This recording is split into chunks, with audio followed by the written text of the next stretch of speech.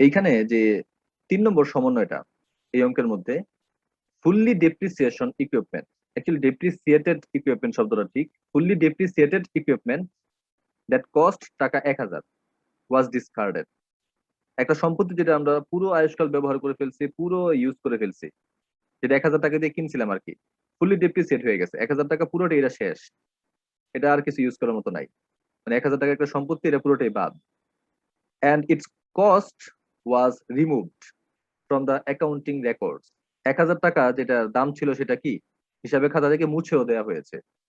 তাহলে ভালো মতো খেয়াল করেন, 1,000 টাকার একটা সম্পত্তি কমে গেছে, বিক্রি করলেও কমতে পারে, আমি এটাকে ইউজ করে বাতিল করে দিছি তাও কমতে পারে, আর আমরা হিসাবে খাতা থেকে কি করছি, মুছেও দিছি। তাহলে খেয়াল করেন যে এইখানে আমাদের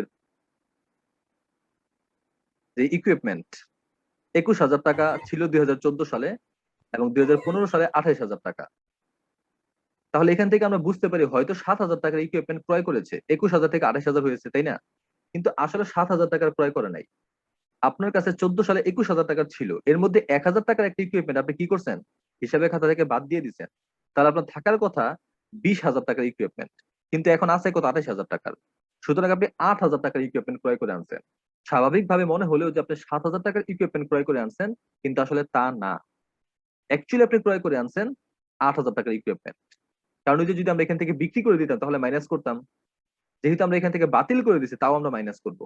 21,000 টাকার থেকে 1,000 টাকার একটা ইকুইপমেন্ট বাতিল করে দিছি, তাহলে 20,000 টাকা থাকা উচিত, এবং এখন আছে 28,000 টাকা।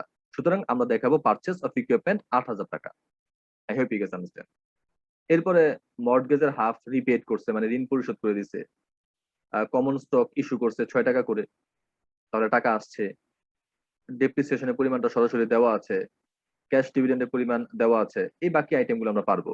জাস্ট এখানে বুঝার ব্যাপার এই 1,000 টাকা যে একটা সম্পত্তি বাতিল করা হয়েছে।